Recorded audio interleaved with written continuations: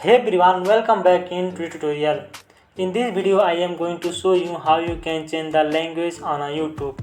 As you know that YouTube is one of the global platform with content in the many languages.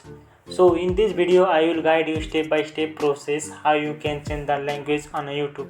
So let's get start to the video. First of all, open your YouTube application on your mobile device. Make sure that you are logged in, and now you can see your profile icon. Tap on that. In that you can see the setting at the top right corner icon. Tap on that. Here different options are here.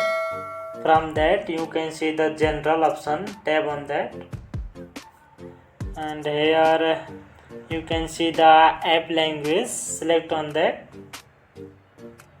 So select language which you want or which you like most. So in this way you can change language on a YouTube.